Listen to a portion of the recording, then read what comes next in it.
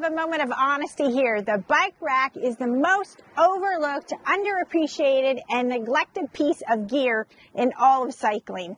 You just drop 2, 3, maybe 5 grand on a beautiful, life-changing e-bike. You've got a helmet, you've got gloves, you even got the goofy padded shorts. You're ready to conquer the actual mountains, or at the very least, a bike path to the coffee shop. And this is where we mess up. We spend a fortune on the bike, and then we try to cheap out on the one thing responsible for keeping it safe. That's like hiring a world-class bodyguard and handing them a pool noodle for a weapon. It makes absolutely no sense. This is the MagRack F2, the bike rack. We found it online for $199. That made our wallet cheer. The rack is super light. It is 42 pounds, which is less than some other brands. This bike rack is a deal because I have purchased in the past from Quat and Thule. My bike racks were $800 to $1,000 a range. The big question is, do we really trust this bike rack to protect our e-bike? So before we made a decision that could end in an absolute disaster, we decided to create a checklist. So please don't even think about buying this bike rack until you see if it can survive what we are about to put it through. The rapid growth in e-bike popularity has changed the entire game. These things aren't the flimsy 10 speeds that we grew up with. Your average e-bike weighs almost at twice as much as a regular bike, often tipping the scales at 60 to 70 or even 80 pounds. They have complicated frames, delicate electronics, and the price tag that can make a grown person cry. Let's get started. First things first, let's talk about the very foundation of the whole operation, your car's hitch receiver for your heavy e-bike. It pretty much always needs a 2-inch hitch receiver, ideally for class 2 or class 3. It gives you a bigger and more stable connection, which you absolutely need to handle the stress and the forces of an 80-pound bike. So if your car has a 2-inch hitch receiver, you pass round 1. If not, your first stop isn't the bike rack store, it's your mechanic. Seriously, don't even go to the next step if you don't have this problem handled. The single most important number is the weight of your e-bike. Just before we were going to release this video, the company told us that they retested this product again. They revised the maximum weight load to 200 pounds on paved roads and 150 pounds on unpaved roads. We do not have 200 pounds worth of bikes, so we were not able to test this. This beast right here is about 62 pounds.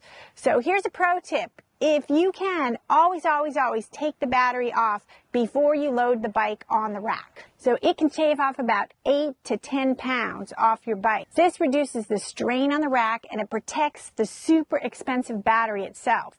So racks made for e-bikes will proudly tell you their per bike capacity, usually about 65 to 80 pound range. If a rack's description is vague about that number, that's a huge red flag. Your bike's weight is not a guessing game.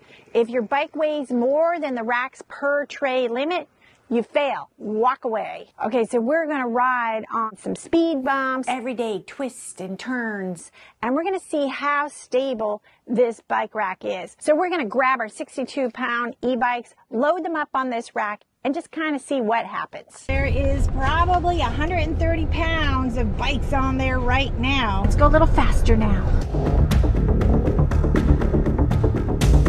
Speed bump ahead. Let's see.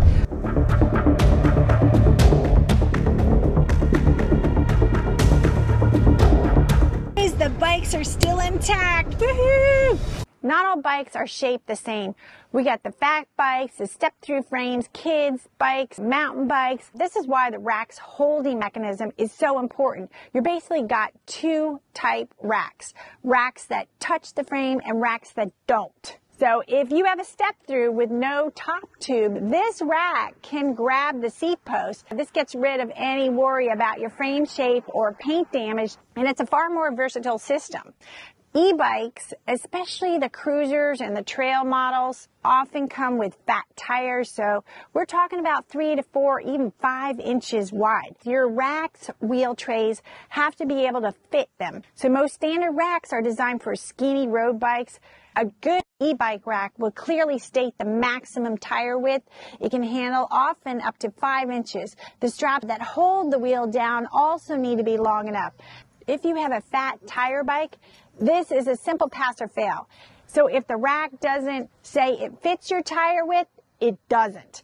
All right, so we are halfway through, and if you're finding this guide useful, do us a huge favor and hit that subscribe button. Now back to the test. Picture this. You pull into a gas station, you run inside to grab a Gatorade, you come back out, and your $4,000 e-bike is just gone. It's a really sickening thought. A good rack needs security. The rack has to lock to the car hitch.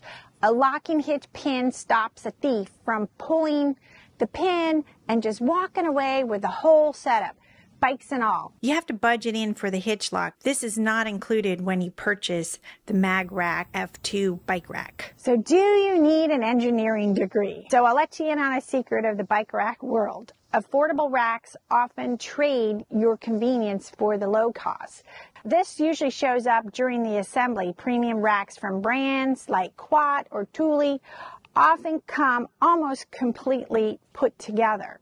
Budget racks, on the other hand, they might show up in a box with 50 different parts with instructions that look like they were written in ancient hieroglyphics.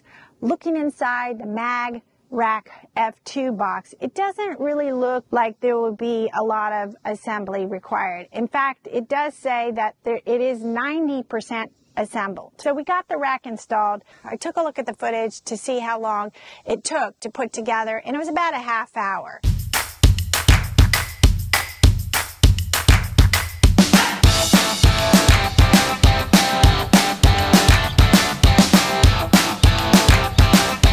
So that's not really too bad. I really thought it was going to be much longer. The other day when I was using my other bike rack, my Quat bike rack, I went over a speed bump and the bike unhitched from the single arm. With this particular bike rack, MagRack F2 rack, what they've done to address that particular problem is that they've created the wheel cradle for the front and the rear tires, so the cradles themselves will actually prevent the bike from rolling back and forth, and then you strap it. In addition, you place the arm with the strap right here on the bike. The rack can go down to open the hatch. You can get to the back of the trunk, or it can be lifted up here to store it. There you have it, the ultimate test. Did the MagRack F2 actually pass? Let's see. It fits my 2-inch hitch receiver. Check. It is capable of holding and securing big e-bikes, and it fits my tires, and it holds the bike by the frame. For me, it's a qualified pass.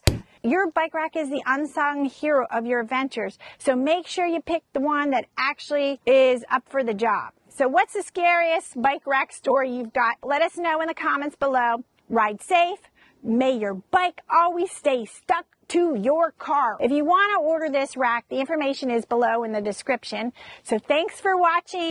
Hope to see you riding with the MagRack F2 bike rack.